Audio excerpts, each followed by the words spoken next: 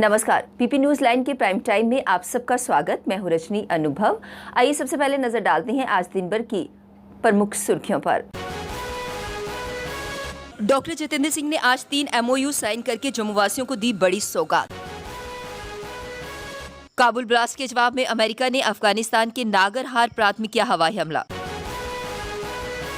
एनटीपीएससी से ग्रामीण स्वास्थ्य सेवा दिनों दिन हो रही सेहतमंद। और टीका न लगवाने वाले संक्रमितों की मृत्यु दर 4% से अधिक की गई दर्ज। अब खबरें विस्तार से।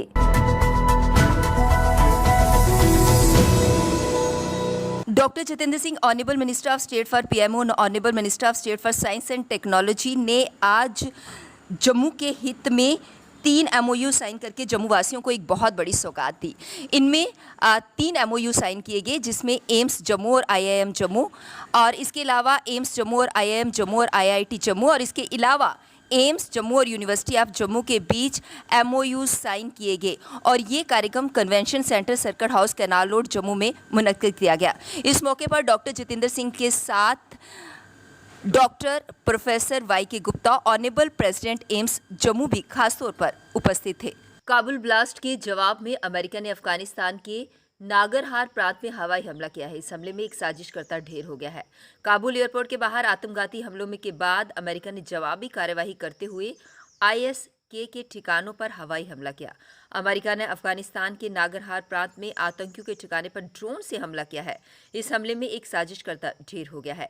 मीडिया रिपोर्ट्स ने दावा किया है कि इस हमले में काबुल एयरपोर्ट पर धमाकों का मास्टरमाइंड मारा जा चुका है। वहीं अमेरिका ने अपने नागरिकों से कहा कि वे काबुल एयरपोर्ट से तुरंत हट जाएं। इरशाद अहमद अपने बाग में काम कर रहा था कि अचानक वह गिर पड़ा। स्वजन उसे गांव में स्थापित new type primary health centre में ले गए। उसका एक्सरे किया गया तो पता चला कि एड़ी की हड्डी अपनी जगह से खिसक गई है। उसके बाद उसी समय उसका उपचार किया गया। अगर एनटीपीएससी उसके गांव में ना होता तो उसे करीब 20 किलोमीटर दूर स्थित अस्पताल में जाना पड़ता। इससे उसका जेब खर्च भी बढ़ता। एनटीपीएससी से ग्रामीण स्वास्थ्य सेवा दिनों दिन सेहतमंद हो रही है। ये जम्मू कश्मीर में ही नहीं, शायद पूरे देश में अपनी तरह का पहला प्रयोग है। इसके तहत सभी एलोपैथिक डिस्पेंसरी को आवश्यक स्वास्थ्य सुविधाएं जुटाकर चिकित्सा केंद्रों में बदला जा रहा है। इन केंद्रों में doctor, nurse, ultrasound, x ray test और एम्बुलेंस की सुविधा भी उपलब्ध है। सामान्य तौर पर डिस्पेंसरी में सिर्फ सामान्य बुखार, प्राथमिक उपचार की ही सुविधा रहती थी। धमाकों से पहले भारत को उम्मीद थी कि वह 31 अगस्त से पहले अपने सभी नागरिकों और सिख हिंदुओं को बाहर निकालने में कामयाब हो जाएगा, लेकिन धमाकों के बाद वहां की स्थिति में व्यापक बदलाव आया है। काबुल एयरपोर्ट के पास बृहस्पतिवार को आत्मघाती बम धमाकों ने भारत की चिंता बढ़ा दी है। भारत ने 31 अगस्त तक हर हाल में अपने 20 नागरिकों के साथ 140 सिख हिंदुओं को भी निकालने की तैयारी की है। मौजूदा हालात में अपने नागरिकों की सुरक्षा के लिए भारत रूस के जरिए तजाकिस्तान के संपर्क में है। वही ईरान से भी बैक चैनल से बातचीत कर रहा है। धमाकों के बाद अब भारत की नजरें अमेरिका, फ्रांस जैसे देशों के भावी रुख पर टिकी हुई हैं। टीका न लगवाने वाले संक्रमितों की मृत्यु दर 4% से भी अधिक दर्ज की गई है। जिन लोगों ने टीके का एक भी खुराक अभी तक नहीं ली है, वह डेल्टा स्वरूप की चपेट में आने के बाद तेजी से गंभीर अवस्था में पहुंच गए हैं। वहीं एक खुराक लेने वालों में मृत्यु दर 1.34% मिल रही है, जबकि दोनों खुराक लेकर टीकाकरण पूरा करने में मृत्यु दर 0 दर्ज की गई है। यानी टीकाकरण पूरा करने के बाद डेल्टा स्वरूप से संक्रमित हुए मरीजों में से अब तक किसी की भी मौत नहीं हुई है। आईसीएमआर के ही महाराष्ट्र और तमिलनाडु केंद्र के वैज्ञानिकों ने पता लगाया है कि डेल्टा स्वरूप के मरीजों में संक्रमण भी गंभीर हो चुका है। पुणे के इंडियन इंस्टीट्यूट ऑफ वायरोलॉजी की डॉक्टर प्रज्ञा यादव का कहना है कि टीका लेने के बाद काफी हद तक संक्रमित अस्पताल जाने या फिर मौत से बच सकता है। पबजी खेलने को लेकर किशोरों में किस कदर दीवानगी है, इसकी बानगी मुंबई के एक घटना के रूप में सामने आई। जोगेश्वरी इलाके में 16 साल के लड़के ने पबजी के लिए ऑनलाइन लेन देन के माध्यम से 10 लाख रुपए खर्च कर दिए। इसे लेकर माता पिता के डांटने पर किशोर अपने घर से भाग गया। पुलिस अधिकारी ने बताया कि पुलिस ने भागे गए किशोर का पता गुरुवार की दोपहर को अंधेरी में महाकाली केव्स इलाके में लगाया और उसे उसके माता पिता के पास भेज दिया। अधिकारी के मुताबिक घटना बुधवार की शाम को सामने आई, जब लड़के के पिता ने MIDC थाने में उसके लापता होने की शिकायत दर्ज करवाई। इसके बाद पुलिस ने अपहरण का मामला दर्ज कर उसकी तलाश शुरू कर ली। अफगानिस्तान में तालिबान के कब्जे के बाद जम्मू कश्मीर में भी आतंकवाद के मोर्चे पर खतरा बढ़ गया है। पता चला है कि आतंकी संगठन जैश ए मोहम्मद के 38 दहशतगर्दों ने तालिबानी आतंकियों से प्रशिक्षण लिया है। अत्याधुनिक हथियार चलाने के साथ ही सूचना प्रौद्योगिकी में प्रशिक्षित ये दुर्दांत आतंकी एक सप्ताह पहले पाक अधिकृत कश्मीर के हजीरा में स्थित जैश के ट्रेनिंग कैंप में पहुंचे हैं। पुंछ के चक्कादा बाग के सामने हजीरा कैंप में हलचल तेज होने के इनपुट भी हैं। पुंछ का इलाका सीमा पार से आतंकवाद को लेकर काफी संवेदनशील है। सूत्रों के अनुसार यहां कोटली, हजीरा बाग समेत कुछ अन्य इलाकों में आतंकियों के ट्रेनिंग कैंप चल रहे हैं। इन जिलों से लगी LOC पर 20 से ज्यादा लॉन्चिंग पैड के भी सक्रिय होने की सूचना है। प्रत्येक लॉन्चिंग पैड पर 10 से 12 आतंकियों को घुसपैठ के लिए तैयार रखा गया है। लद्दाख में पर्यटन को बड़े पैमाने पर बढ़ावा देने के लिए शुरू हुए लद्दाख में नई शुरुआत नए लक्ष्य कार्यक्रम के दूसरे दिन शुक्रवार को क्षेत्र की समृद्ध संस्कृति ने देश विदेश से पहुंचे मेहमानों को प्रभावित किया। इस दौरान पारंपरिक लद्दाखी सैन्य परिधानों में हाथ में तलवारें लिए कलाकारों ने दिखाया कि आज़ादी से पहले लद्दाख में राजाओं की सेनाएं किस तरह दुश्मनों का सामना करती थी। पर्यटन को बढ़ावा देने के लिए 3 दिवसीय कार्यक्रम का शुभारंभ वीरवार को उपराज्यपाल RK माथुर ने किया। कार्यक्रम के माध्यम से नए पर्यटन स्थल तलाशने, क्षेत्र में साहसिक गतिविधियों को बढ़ावा देने, पर्यटन से जुड़े उद्योगों को प्रोत्साहन देने व पर्यटन से जुड़े संगठनों की सहायता से पर्यटकों को लेह व कारगिल लाने की दिशा में प्रयास हो रहा है।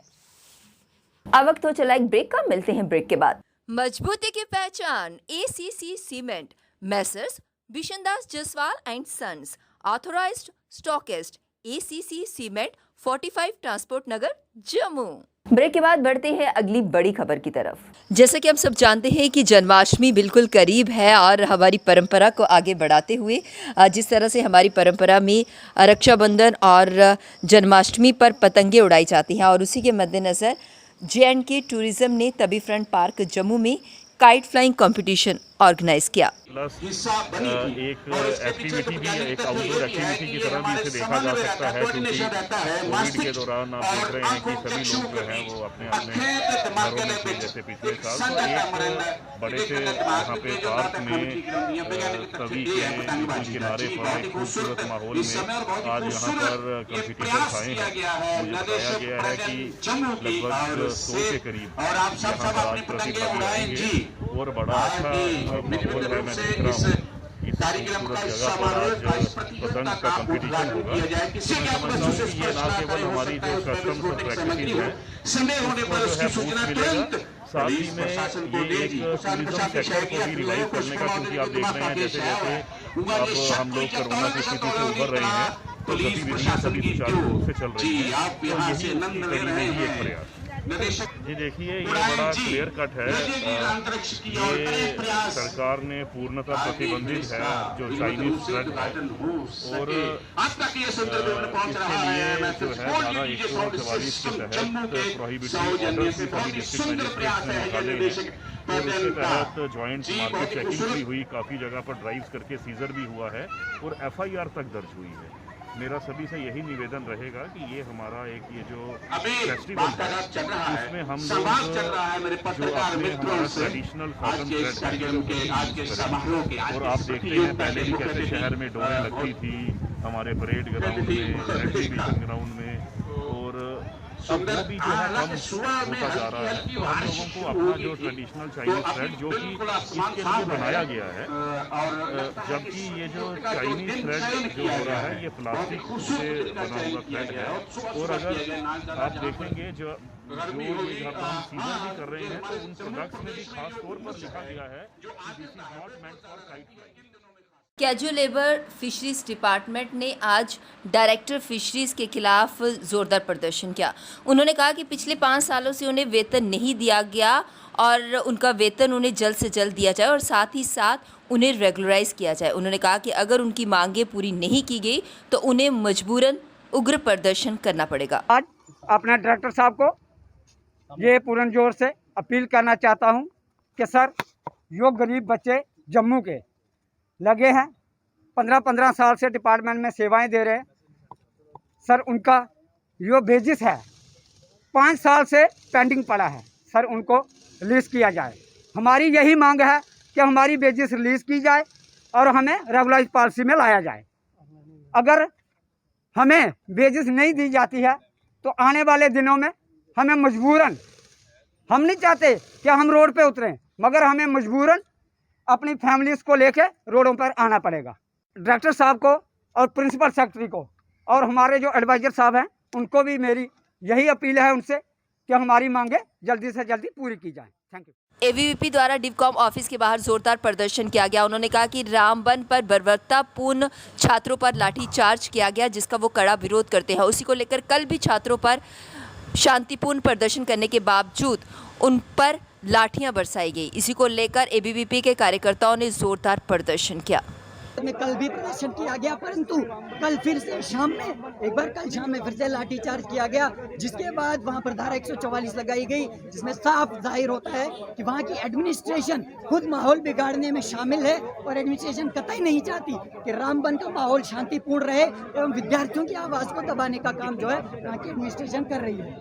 सीमा क्षेत्र परग्वाल में प्रशासन ने रेड क्रॉस द्वारा जारी सहायता राशि जोगेंद्र कुमार को उपलब्ध करवाई। ये राहत राशि नायब तहसीलदार संसार सिंह ने जोगेंद्र कुमार को उनके घर जाकर दी। जोगेंद्र कुमार के मकान की छत पिछले दिनों बारिश की वजह से गिर गई थी। वहीं जोगेंद्र कुमार का कहना है कि प्रशासन तो हमारी मदद कर रहा है, पर 10,000 से हमारा गुजारा कैसे होगा? हम अपने बच्चों का पालन पोषण कैसे करेंगे? अभी तो सेना द्वारा जो हमें टेंट दिया गया है, अभी हम उसी में रह रहे हैं। हम प्रशासन से अपील करते हैं कि जल्दी से जल्दी हमें कोई बड़ा पैकेज दिया जाए, जिससे हम अपने घर की छत बना सकें। जोगेंद्र कुमार की आंखों से आंसू छलक रहे थे। जोगेंद्र कुमार मजदूरी कर अपने परिवार का पेट पालता है। कैजुअल लेबर फिशरीज डिपार्टमेंट ने आज डायरेक्टर फिशरीज के खिलाफ जोरदार प्रदर्शन किया। उन्होंने कहा कि पिछले 5 सालों से उन्हें वेतन नहीं दिया गया और उनका वेतन उन्हें जल्द से जल्द दिया जाए और साथ ही साथ उन्हें रेगुलराइज किया जाए। उन्होंने कहा कि अगर उनकी मांगें पूरी नहीं की गई तो उन्हें मजबूरन उग्र प्रदर्शन करना पड़ेगा। की जाए और हमें रेगुलाइज पॉलिसी में लाया जाए। अगर हमें वेजेस नहीं दी जाती है तो आने वाले दिनों में हमें मजबूरन, हम नहीं चाहते कि हम रोड पे उतरें, मगर हमें मजबूरन अपनी फैमिलीज़ को लेके रोडों पर आना पड़ेगा। डायरेक्टर साहब को और प्रिंसिपल सेक्रेटरी को और हमारे जो एडवाइज़र साहब हैं उनको भी मेरी यही अपील है उनसे कि हमारी मांगें जल्दी से जल्दी पूरी की जाए। Thank you. PP news line के प्राइम टाइम के आज के इस अंक में बस इतना ही। मुझे और मेरी पूरी टीम को दीजिए इजाजत और आप देखते रहिए पीपी न्यूज़ लाइन। नमस्कार।